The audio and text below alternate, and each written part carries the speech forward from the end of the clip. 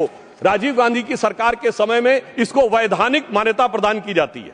मगर अब क्या बताएं सभापति महोदय, कांग्रेसियों के अनुसार कंप्यूटर क्रांति के जनक राजीव गांधी जी के परिवार के लोग अब कंप्यूटर एरा से क्वांटम एरा में आते आते पर्ची से चुनाव कराने के लिए जोर डालने लगे।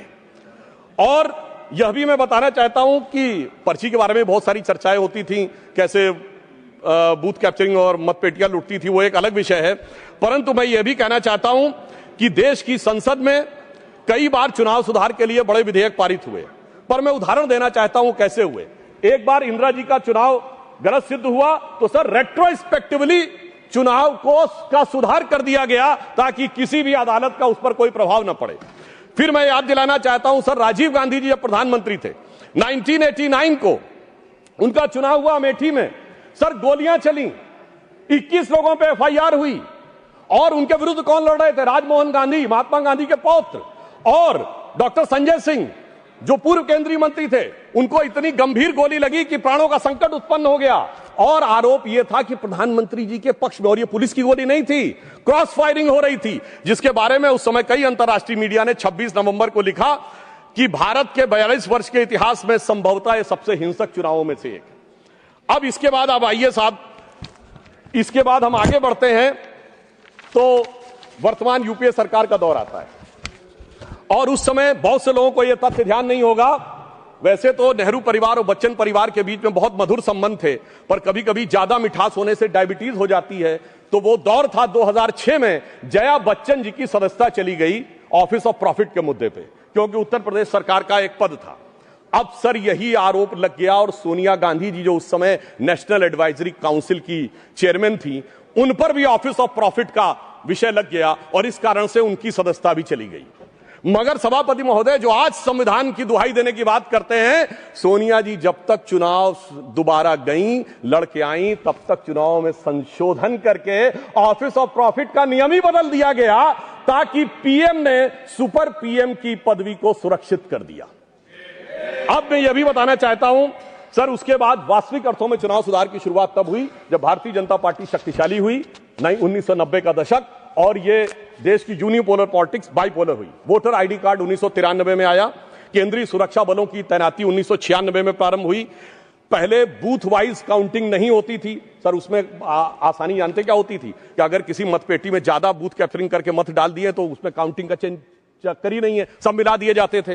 वो शुरू हुई। अटल जी की सरकार के समय में सीसीटीवी का प्रयोग शुरू हुआ, पहले प्रायोगिक तौर के ऊपर, और 2005 से सीसीटीवी की परमानेंट सीसीटीवी यूज होने लगा। अब इसे महज संयोग ही माने कि 2005 के बाद से कभी राजद और कांग्रेस को बिहार में बहुमत का अधिकार नहीं मिला। जब मोदी जी की सरकार आई तो हमने क्या किया कि जो पॉलिटिकल पार्टीज को कैश डोनेशन मिलता था उसे 20,000 से घटाकर 2,000 किया और सिलेक्टेड उनके ऊपर वीवीपैट की व्यवस्था सुनिश्चित कराई। और मैं ये भी याद दिलाना चाहता हूं, एक पार्टी जो अपने आप को बहुत ईमानदार कहते थे, वो 20,000 की चाय पिलाते थे। अब मुझे लगता है सदन और देश को समझना चाहिए 20,000 की चाय क्यों पिलाते थे, क्योंकि 20,000 तक कैश लेने पर आपको सोर्स नहीं देना पड़ता था। पर मोदी जी ने आकर, उन्हें चाय पिलाने वाले ने आकर उसे 2,000 कर दिया है, तो अब उनकी चाय बड़ी महंगी हो गई है, भले ही 20,000 से 2,000 पे आ गए। और इसलिए वो दौर था जिस जमाने में इलेक्टोरल बॉन्ड नहीं थे। आज इलेक्टोरल बॉन्ड के लिए कहे जो भी कहें, आज न्यायालय ने चाहा तो पता तो लग गया। क्या 2014 से पहले जहाज नहीं उड़ते थे, खर्चे नहीं होते थे? आज न्यायालय चाहे भी तो उसको पता नहीं लगा सकता। कम से कम यह पारदर्शी व्यवस्था हमारी सरकार ने आके की। और इन लोगों की सरकार कब रहती थी सभापति महोदय, जिस जमाने में, और मैं यह भी कहना चाहूंगा, इनकी सरकार कब रहती थी और हमारी सरकार कब है? सर, जब से वोटर आईडी कार्ड आ गए, कांग्रेस की सरकार आना बंद, सीसीटीवी आ गए, कांग्रेस की सरकार आना बंद, जब से स्वतंत्र जुडिशरी हो गई, कांग्रेस सरकार आना बंद, स्वतंत्र मीडिया आ गई, कांग्रेस को स्पष्ट बहुमत मिलना बंद, और तो और सर, जब से साक्षरता दर 50% हो गई, बहुमत मिलना बंद। इनको कब बहुमत मिलता था? जिस जमाने में मतपेटियां लूटी जाती थी, बूथ कैप्चरिंग होती थी, गोलियां चलती थी, कट्टे बम चलते थे, और अनेक लोग बिहार के चुनावों में 80 लोग तक घायल होते थे। इन्हें लग रहा है शायद वही जमाना वापस आ जाए। तो मैं उनके लिए पूरी संवेदना से कहना चाहूंगा कि जो पुराना गीत था, गुजरा हुआ जमाना आता नहीं दोबारा, हाफिज सईद तुम्हारा, और अब मैं इसके बाद यह विषय कहना चाहूंगा कि जो इसके ऊपर आपत्ति की राजनीति की जाती है, आज मतदाता सूची को लेकर कांग्रेस आपत्ति कर रही है। मैं याद दिलाना चाहता हूं 18 दिसंबर 1950 को डॉक्टर बाबा साहब अंबेडकर ने कहा कि जो इलेक्टोरल रोल्स हैं उनका हर 6 महीने में होना चाहिए रिवीजन, पर उनका कहना था व्यवहारिक दृष्टि से मुश्किल है तो 1 साल या 2 साल में कर दिया जाए। मगर सभापति महोदय ये 20 साल में भी करने को तैयार नहीं है और उसके बाद ये आरोप लगा रहे हैं। तो मैं इनसे पूछना चाहता हूं, अभी हमारे सम्मानित सदस्य कह रहे थे कि 45 दिन के बाद वो नहीं करते, उसका जवाब गृह मंत्री जी वहां पर दे चुके हैं। उन्होंने साफ साफ कहा 1991 में जो चेंजेस किए थे नरसिम्हा राव सरकार में, उसमें कोई भी एविडेंस, कोई भी पिटीशन 45 दिन तक ही हो सकती है। परंतु मैं पूछना चाहता हूं महोदय, बिहार के तो 45 दिन हुए, आज 45वां दिन है, क्यों नहीं अभी तक सीसीटीवी के लिए एप्लीकेशन दी है? अभी मैं कहना चाहूंगा जाइए फोन करिए, शाम 5 बजे से पहले सीसीटीवी के लिए लगा दीजिए।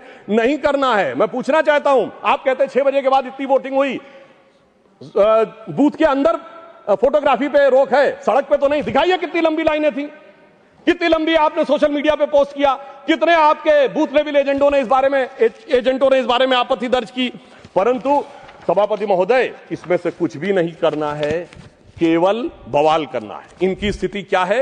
जैसे कोई बच्चा है, क्योंकि मैं टीचर रहा हूं तो मैं कहना चाहता हूं, कोई बच्चा है वो कहे मेरे नंबर कम आए, तो तरीका क्या है? स्कूटनी का फॉर्म भरो ना। स्कूटनी का फॉर्म थोड़ी भरूंगा, मैंने बयान दे दिया, इतना काफी है। मगर एग्जामिनेशन कंडक्टिंग बॉडी मेरी दोबारा कॉपी जांच के दे दे। चलिए मैं दूसरा उदाहरण देता हूं। क्रिकेट का मैच हो रहा है और टीम को लगा कि बैट्समैन आउट था, अंपायर ने नॉट आउट दिया, तो क्या है? रिव्यू डिसीजन में जाओ ना। रिव्यू डिसीजन में नहीं जाऊंगा, मैंने प्रेस कॉन्फ्रेंस कर दिया, अब थर्ड अंपायर अपने आप डिसीजन दे दे। मुझे लगता है वो लोग क्यों नहीं जाना चाहते, उसमें और कोई कारण नहीं है। अभी तक लोकतंत्र को वो समझ नहीं पाए हैं कि एक चाय वाले ने आकर जो स्थान ग्रहण कर लिया है, तो जो साहिब आलम थे, जो फर्जंद अंजुमन थे, जो वली अहद सल्तनत थे, जो मानते थे राज करना उनका जन्मसिद्ध अधिकार है, वो इन चीजों के ऊपर अभी तक तय नहीं कर पाए। अब मैं दूसरी बात बताना चाहता हूं सर, बड़ी विचित्र बात है, एक बार कांग्रेस पार्टी के बड़े नेता विदेश जाते हैं, फिर आके एक सो कॉल्ड हाइड्रोजन बम फोड़ते हैं, फिर लौट के जाते हैं दूसरा बम फोड़ते हैं। पर मुझे आश्चर्य लगता है सर, कर्नाटक के मुद्दे पे प्रेस कॉन्फ्रेंस होती है और वो दिल्ली में होती है। कर्नाटक में आपकी सरकार है, न वहां का सीएम, न डिप्टी सीएम, न प्रदेश अध्यक्ष, और आपके तो राष्ट्रीय अध्यक्ष भी कर्नाटक से हैं। सभापति महोदय वो भी नहीं रहते हैं और कर्नाटक पे पीसी होती है और उन्होंने कहा हाइड्रोजन बम फोड़ेंगे। तो इस पे मुझे याद आता है, एक पाकिस्तान के मंत्री थे, शायद वो राशिद चौधरी उनका नाम था, जिन्होंने कहा था हमारे पास पाव पाव भर के एटम बम है। मगर मुझे लगता है जो कांग्रेस ने हाइड्रोजन बम छोड़ा वो शायद पाव भर का नहीं, छटाक भर का भी नहीं था। और वैसे मैं ये भी बता देना चाहता हूं, आप जब सरकार में थे तब भी बम नहीं छोड़ पाए थे। 1974 का परमाणु विस्फोट बम के लिए नहीं हुआ था, सरकार का ऑफिशियल बयान था कि ये केवल शांतिपूर्ण कार्यों के लिए हुआ है। ऑन द कॉन्ट्रेरी 11 और 13 मई 1998 को अटल जी की सरकार ने जब किया तो भारत ने कहा था we are the nuclear state. तो हाइड्रोजन बम सरकार में भी हम ही ने बनाया था और आप न विपक्ष में कर पा रहे हैं न सत्ता पक्ष में रह के कर पा रहे थे। अब मैं दूसरी बात कहना चाहता हूं, जो वोट चोरी की बात बहुत होती है, तो मैं याद दिलाना चाहता हूं बिहार का चुनाव संपन्न हुआ है। कोई कहे चोरी हो गई तो उसके पास कुछ होना चाहिए सामान जिसकी चोरी हो गई। तो मैं आंकड़ा रखना चाहता हूं सदन के सामने, विगत 35 सालों से किस ढंग से कांग्रेस का वोट घट रहा है। 1990 में 71 सीटें जीती, 24% वोट, 103 पे जमानत जब्त। 1995 29 सीटें जीती, 16% वोट, 167 पे जमानत जब्त। सन 2000 में 23 सीटें जीती, 11% वोट, 231 पे जमानत जब्त। 2005 में पूरी सीटें लड़े नहीं, कुल लड़े 58, जिसमें जीते 9, 6% वोट। और 2010 में सर 4 सीटें जीते, 6% वोट पाया, 216 पे जमानत जब्त। भाई साहब मैं पूछना चाहता हूं आपके पास था क्या जो चोरी हो गया? इसीलिए मुझे एक चीज याद आती है, जो हमारे ग्रामीण क्षेत्रों में एक कहावत है कि जब वो चोरी की गुहार लगाते हैं तो फटक चंद गिरधारी, ना लुटिया ना थारी, और चौराहे पे चीख रहे हैं चोरी हो गई हमारी। अब मैं ये भी बताना चाहता हूं सर, एक बात और इससे अच्छी हो गई, जब इन्होंने मतदाता सूची पर आरोप लगाना शुरू किया है, इसका अर्थ यह हो गया सर ईवीएम के आरोप से विड्रॉ कर लिया है। क्योंकि ये तो कहते थे ईवीएम में गड़बड़ है, बटन दबाते हैं वोट भाजपा पहुंच जाता है। यदि इनका आरोप सही माना जाए, मैं एक बात कह रहा हूं, यदि इनका आरोप सही माना जाए, अगर ईवीएम मैनेज थी तो किसी को वोटर रोल मैनेज करने की जरूरत क्या है? या तो वो सच था या ये सच है, हकीकत न वो सच था न ये सच है।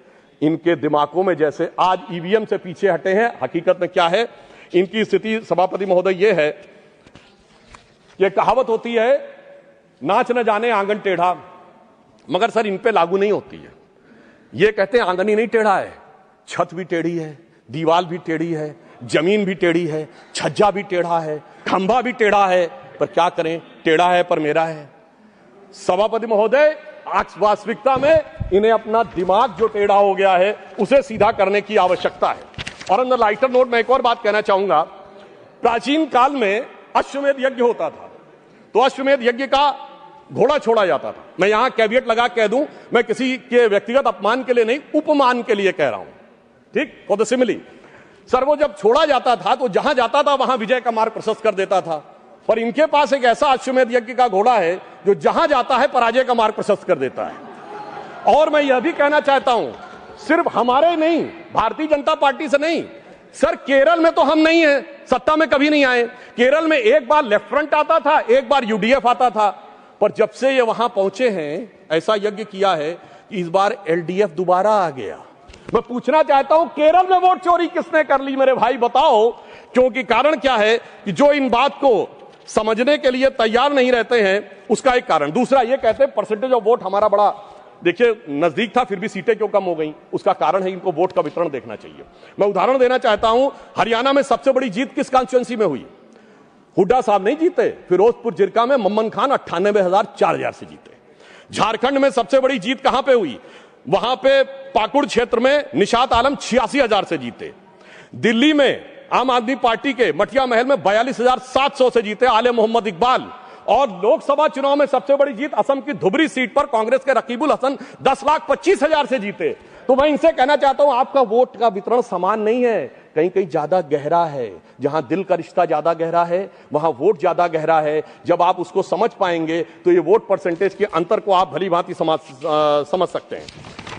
और मैं एक और बात कहना चाहता हूं कि जो लोग आज वोट का आरोप लगाते हैं सभापति महोदय, वो खुद का चुनाव कैसे कराते हैं? 6 सितंबर सन 2022 को खड़गे जी के अध्यक्ष का चुनाव हुआ, मीडिया में रिपोर्ट आई कि 22 कांग्रेस के नेताओं ने लिख के दिया कि भाई साहब वो जो मतदाता सूची है कांग्रेस के अंदरूनी चुनाव की वो तो बता दीजिए। और मतदाता सूची कांग्रेस ने अंदरूनी चुनाव की नहीं दिखाई। और वो लोग कह रहे हैं कि 28 पीसीसी हैं प्रदेश कांग्रेस कमेटियां, क्या सबके पास जा जाकर हमें वो लेनी पड़ेगी? मगर साहब जिन्होंने अपनी मतदाता सूची नहीं दिखाई, चुनाव आयोग को मतदाता सूची के लिए लिख नहीं रहे हैं और वो आकर हमें ज्ञान दे रहे हैं, इन्हीं के लिए कहा गया है खुद मियां फजीहत और दूसरों को नसीहत। और वैसे कांग्रेस में पूर्व में सीताराम केसरी जी किस ढंग से हटे ये सबको पता है। कांग्रेस के आंतरिक चुनाव में जब जब चुनाव हुआ तब तक कांग्रेस टूट जाती थी। मैंने बचपन में अटल जी का एक भाषण सुना था और वो उसमें उन्होंने कहा कांग्रेस के तो इतने टुकड़े हुए, Congress R, Congress S, Congress U, Congress O, Congress I, Congress U, Congress मैं, कांग्रेस तू, कांग्रेस आई, कांग्रेस गई। अब ये मैं बताना चाहता हूं, ये इकलौती पार्टी है जिसने महोदय राष्ट्रपति चुनाव में अपने अधिकृत उम्मीदवार को हरवा दिया। देखिए चुनाव और संविधान के प्रति कितनी इनके अंदर, अच्छा और उस विषय का उल्लेख दूसरे सदन में कर चुके हैं गृह मंत्री जी कि 1946 में किस ढंग से नेहरू जी चुनाव जीते। मगर महत्वपूर्ण बात यह है ये विश्व का इकलौता चुनाव होगा जो 26 अप्रैल 1946 को कैबिनेट मिशन प्लान के तहत हुआ था, जिसमें नेहरू जी 0 वोट पाकर बन गए। 1 वोट पट्टाभी रमैया को